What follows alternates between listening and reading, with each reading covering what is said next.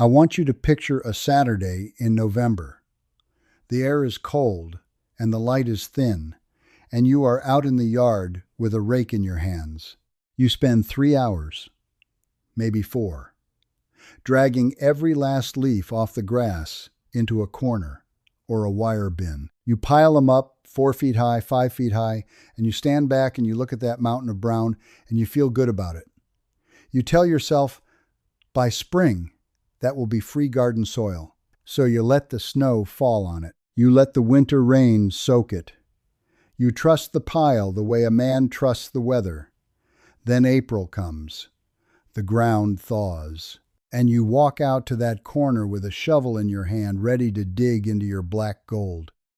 You peel back the top layer of dry gray leaves, and underneath you do not find soil.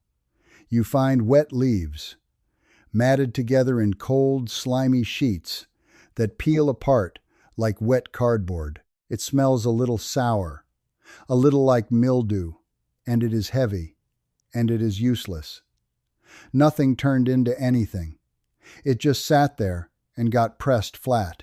Now I want you to sit with this, because that soggy mess in the corner of your yard is not your failure.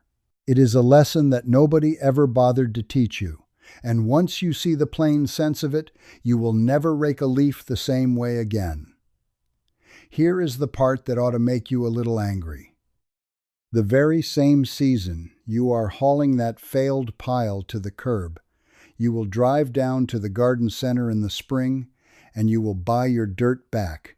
A bag of compost or garden soil runs you $5, $6, $7 a bag, and you will carry home 8 or 10 or 12 of them for one modest garden, and that is $50 and $60 and $70 every single spring, paid out for the exact same thing the good Lord dropped on your lawn for free in October. The fix for that, the thing that turns a whole yard of dead leaves into finished black crumbly compost in about 18 days, costs you between $3 and $5 one time and pennies after that. 18 days.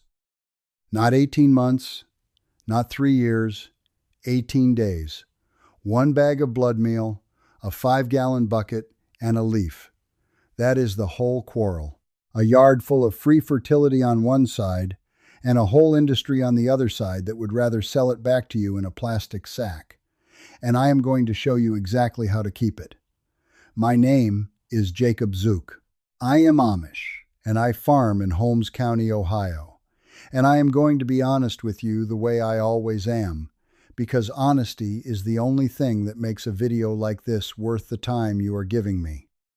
I have made this compost the fast way for more years than I can count, and I have made every mistake there is to make with a pile of leaves before I learned to do it right.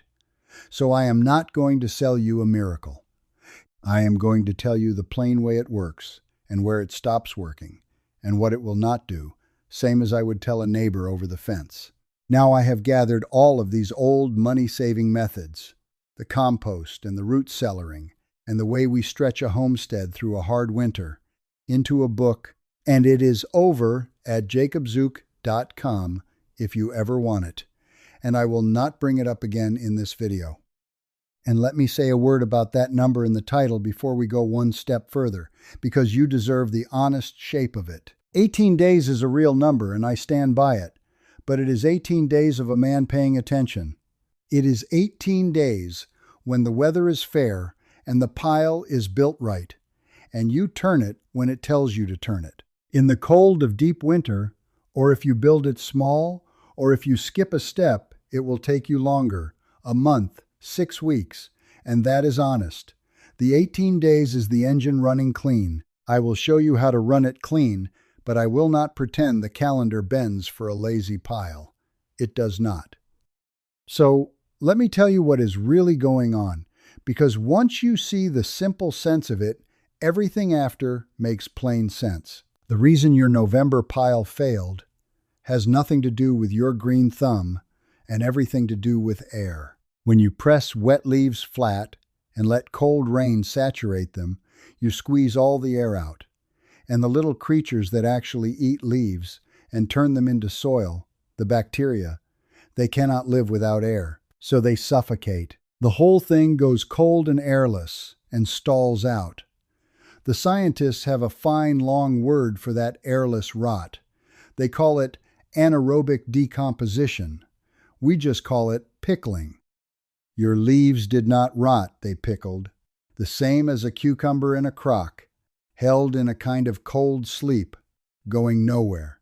That is your first lesson. A compost pile is not a garbage heap you throw things on and walk away from. It is a fire.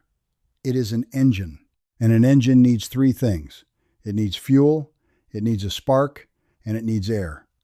Right now, your leaf pile has the fuel, and nothing else. It is a cold stack of firewood on the porch, waiting for a match that never comes. Now, here is the second lesson, and this is the one that unlocks the whole thing. That brown leaf that fell off the tree is not really food yet. It is packaging. When a tree gets ready for winter, it is no fool.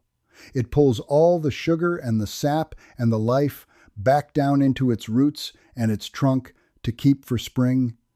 And the leaf it lets fall is the empty husk it does not need anymore. And that husk is almost pure carbon. Carbon is energy. It is the log on the fire. But on its own, it is stubborn stuff.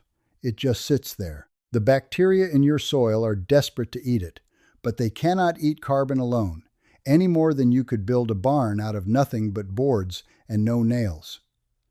To build their own little bodies and multiply into the millions, they need protein, and protein means nitrogen, and a dead leaf has almost none. The scientists measure this as the carbon to nitrogen ratio, and a pile of bare, dead leaves sits at about 80 parts carbon to 1 part nitrogen, 80 to 1. The bacteria take a few bites, run clean out of protein and die off or fall asleep, and the pile goes cold. We just call that the carbon lock. The food is all there, and the workers cannot touch it. And to break that lock, you have to bring that ratio down from 80 to 1 down to about 30 to 1. 30 to 1 is the sweet spot. 30 to 1 is where the pile catches fire. Now, you might be thinking, all right, Jacob, I will just shake some lawn fertilizer over the pile or dump my coffee grounds on it and call it even. And here is where most folks fail, and I did too for years. If you throw dry powder onto dry leaves, gravity takes it. The little grains sift straight down through the loose leaves and settle on the ground at the very bottom, and the leaves stay up top, dry and hungry. And the nitrogen sits down below, doing nothing, and the two never so much as shake hands. The reaction never starts. So we do not use dry powder. We use a liquid. We make what I call a liquid accelerator, a nitrogen tea, and it does two jobs at one time.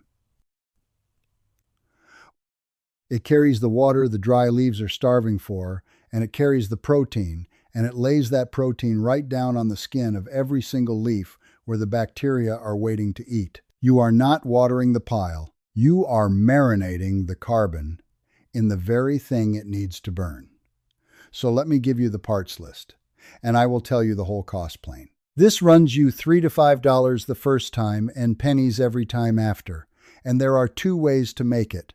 One if you keep animals, and one if you must buy your supplies. And I will give you both because not every one of you has a hen out back.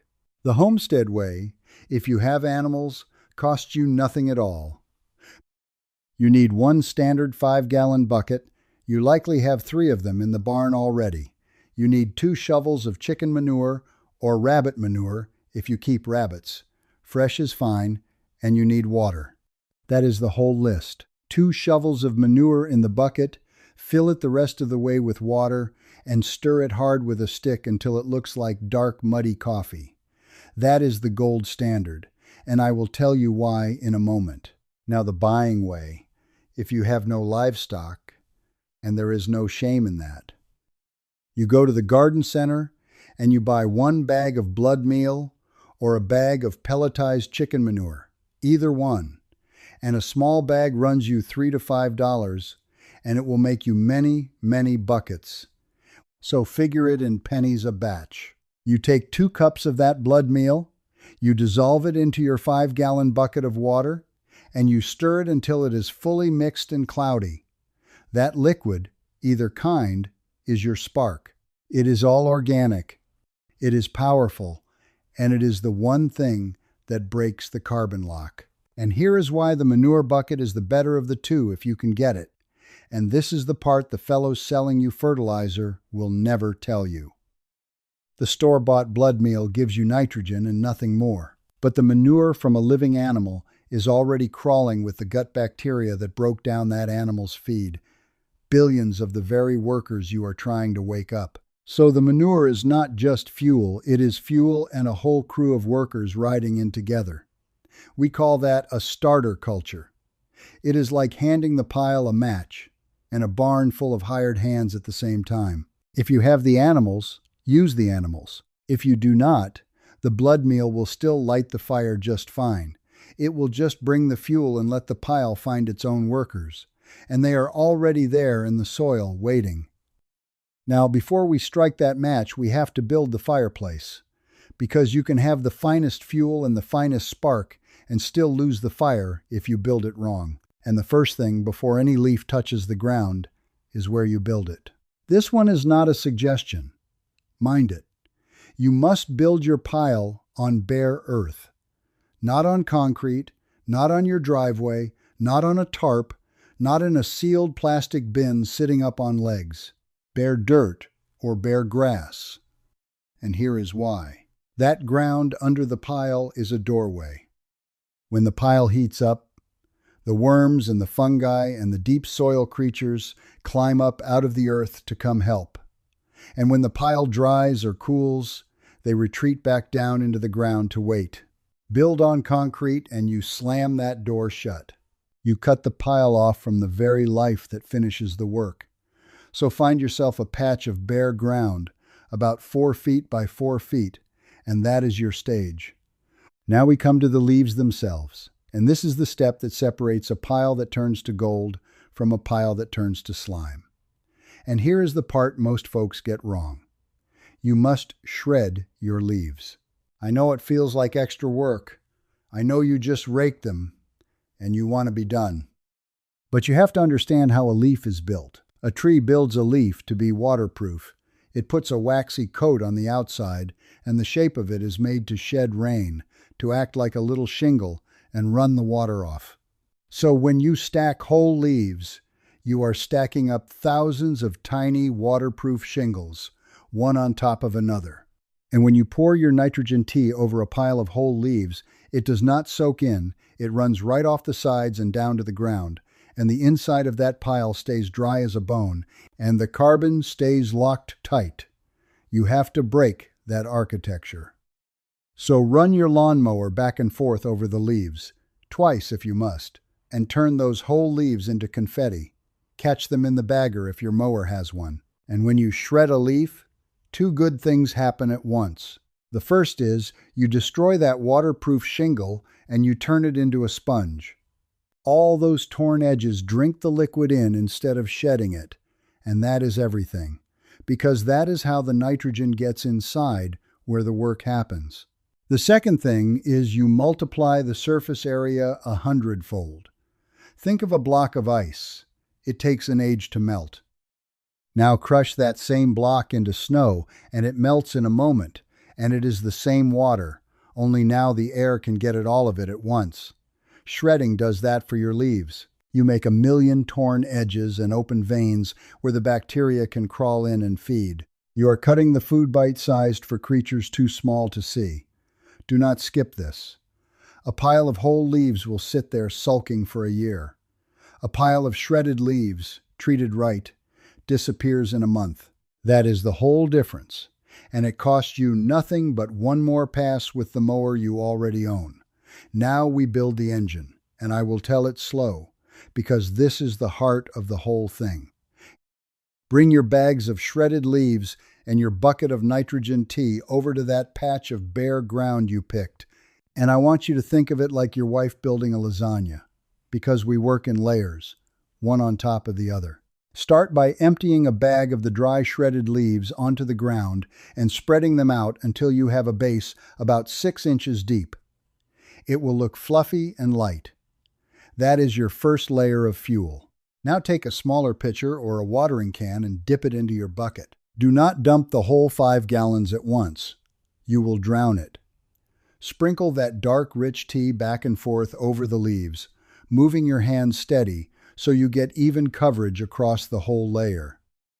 And here is the part the manuals always skip, the part most folks get wrong, even when they do everything else right. You have to get your hands in it.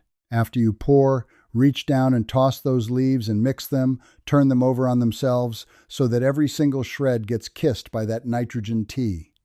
A dry pocket in the middle is a dead pocket. If you find one, add a little more liquid. And now you check the moisture. And we have a plain old test for it that never fails. We call it the sponge test. Pick up a handful of the mix and squeeze it as hard as you can in your fist. If water comes streaming out and runs down your wrist, it is too wet. You are drowning the workers, so add more dry leaves. If you open your hand and the leaves just crumble and fall apart bone dry, the bacteria will fall asleep, so add more liquid. What you want is right in between. You want that handful to hold its shape when you open your fingers like a ball of bread dough, and you want just 1 drop, maybe 2, to squeeze out between your knuckles. That is the balance where air and water live together. That is the whole secret of moisture, and now you know it by feel, which is better than any gauge. Once that first layer is mixed and moistened right, you do it again. Another 6 inches of shredded leaves. Pour the tea, get your hands in and mix, run the sponge test, and again. And you keep going, layer on layer, until you have used up your leaves. Now, here is a number that matters more than folks think. You are aiming to build a pile at least 3 feet wide and 3 feet tall. 3 foot by 3 foot. That is the smallest a hot pile can be. And this is not me being fussy. A pile smaller than 3 feet cannot hold its own heat. The warmth you are about to make will run out the sides faster than the pile can build it up, and it will go lukewarm and quit. But a pile 3 feet through has enough mass to trap the heat down in its core and feed on itself, the heat making more heat. Below 3 feet, you have a cold heap. At 3 feet, you have an engine. When you are done, you should not have a flat, heavy mat. You should have a fluffy, damp mound that stands up on its own and looks like it is breathing. Lay a loose tarp or an old piece of carpet over it to keep the hard rain off and hold the warmth in, but do not seal it down tight. It has to breathe. It needs air, the same as it needs water. Now we watch the clock. And this is where you get paid for the work. If you built it right, you do not wait months, you wait days. This is the 18-day cycle, a fast, hot burn. For the first 3 days, you do nothing at all. Just let it sit. Down inside that pile, the bacteria are waking up, eating the easy sugar and the nitrogen you gave them.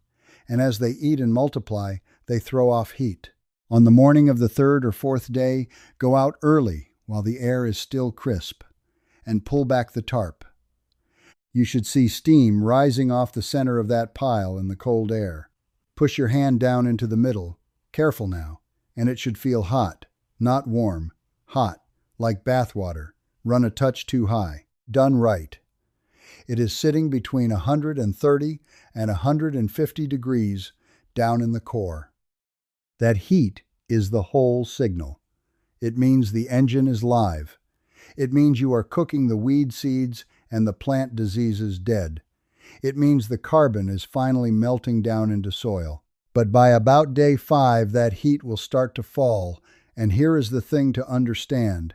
It is not falling because the fuel ran out. It is falling because the fire is smothering. The bacteria in the middle have breathed up all the air in there, and if you leave it alone now, it will go airless. It will pickle on you the same as that November pile, cool down and start to stink. So that fading heat is not a problem. It is your cue to work. You need to turn the pile. Take a pitchfork and move the cool, dry outside of the pile into the middle and move the hot, steaming middle out to the sides. You are flipping the whole thing inside out. And as you toss it, you are fluffing fresh air down into it, and that fresh air hits those hungry bacteria like a bellows on a coal fire. Water it a little as you turn, light, because that heat drives the moisture off, and you have to put back what left, and run your sponge test again. Keep it like a wrung-out sponge. Within a day of turning it, the temperature spikes right back up, and then you just repeat it. Every 2 or 3 days you turn, you water light, you cover, turn, water, cover. Around day 10 or 12, you will notice the stuff has changed. It does not look like shredded leaves anymore. It has gone a dark, even brown, and the smell has turned too. That sharp ammonia and wet leaf smell is gone, and in its place is a deep, sweet, earthy smell, the smell of the forest floor after rain. And by about day 18 or 20, the pile will stop heating up no matter how much you turn it. Now do not read that as a failure. That is the finish line. The hot-loving bacteria have eaten all the easy energy and worked themselves out of a job.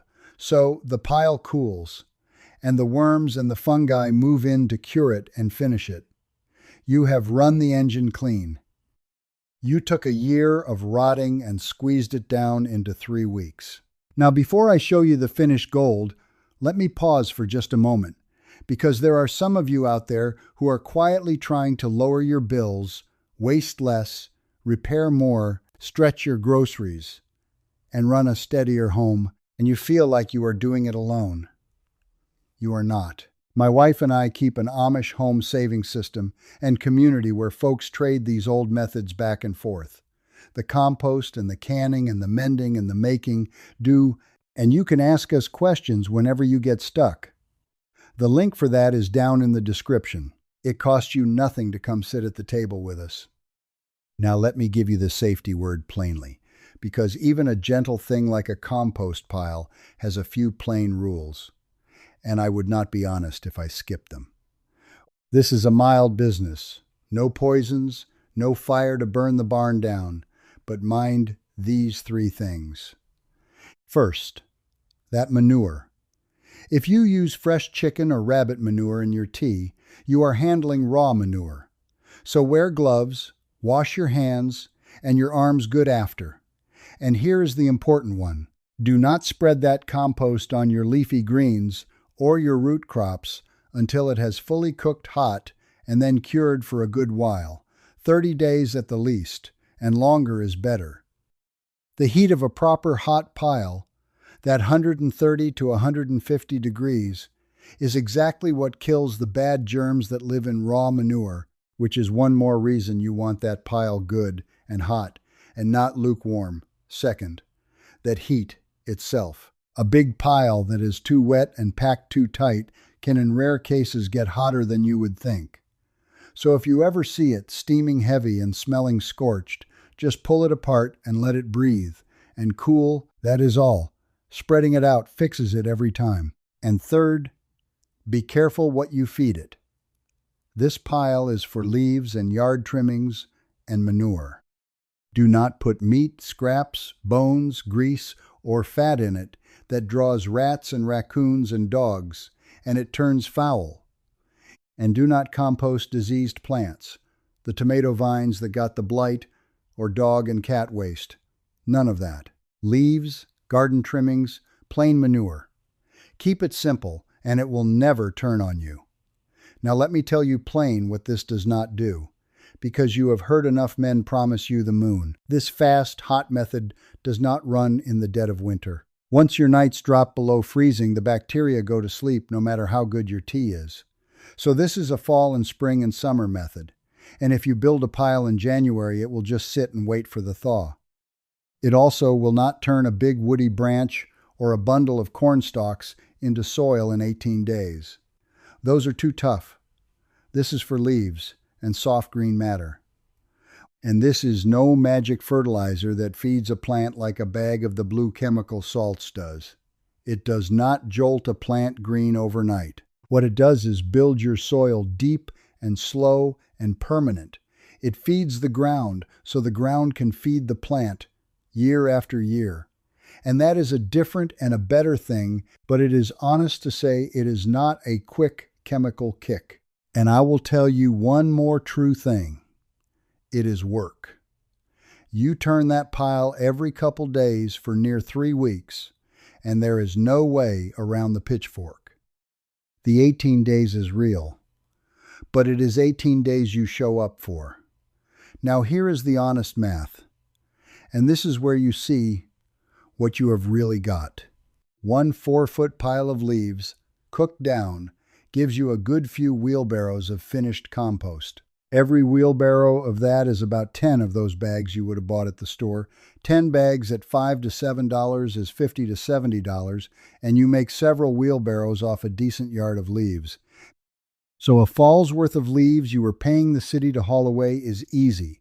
$100, $200 of soil you did not have to buy every single year. Off ground you already own for the price of one $3 to $5 bag of blood meal and your own sweat. Now ask yourself, who profits from you not knowing that? There is a great deal of money in a bag of soil a man buys 10 of every spring, and there is no money at all in telling him to shred his own leaves and pour a bucket of manure tea on them. The bag soil and fertilizer trade is a fine large business, and a yard that feeds itself for free is the single worst thing that can happen to it. So the plain old method sits quiet. Now, I will not stand in my barn and call that a conspiracy, because a conspiracy needs men in a room agreeing to fool you, and that is not what this is. It is worse than that in a way. And stranger. Nobody had to sit down and arrange it. No one had to decide to bury the leaf pile. It is just that the bright bags had money behind them to put up signs and buy the shelf at the garden center. And the plain old pile in the corner had no money behind it, and nobody to speak for it, so it got quietly forgotten. That is not wickedness. It is just who has a reason to teach you a thing, and who has a reason to keep still. The leaf costs them nothing and earns them nothing, so they would rather you rake it to the curb and drive back in April with your wallet out. You can be the one who never pays for dirt again. So here's what I want you to do this week, and start small. Do not go out and try to compost every leaf on the place at once. That is how a good thing turns into a chore and you quit. Just build one pile. 1. Find one corner of bare ground about 4 feet square. Mow one good patch of leaves into confetti and bag them. Mix 1 5-gallon bucket of tea. Manure if you have it. Blood meal if you do not. Build your layers 6 inches at a time. Pour. Mix with your hands and squeeze that sponge test till it holds like dough with 1 drop between your knuckles. Get it 3 feet tall, cover it loose, and then wait 3 days. On the 3rd morning, go out early and pull back the tarp and look for the steam. Once you see that steam rising off a pile of dead leaves on a cold morning, once you feel that heat come up into your hand, you will not need me to talk you into anything ever again. You will know in your bones that you do not have to buy your fertility. You only have to unlock it. Then come back down to the comments and tell me what you saw. Tell me if that pile steamed for you, and tell me what county you farm in and how old your house is. Because I read every single one of them, and I like to know who I am talking to. And if your grandmother or your grandfather had an old way with leaves or manure or the garden, share it. Because those little family methods are exactly the kind of knowledge that gets lost when nobody writes it down. And the comments here are how we save them. Next time, I am going to show you the old way we keep a root cellar, so your potatoes and carrots and apples last clear through to spring without a lick of electricity. And that is the natural next step after today, because now you know how to feed the ground, and next you learn how to keep what the ground gives you.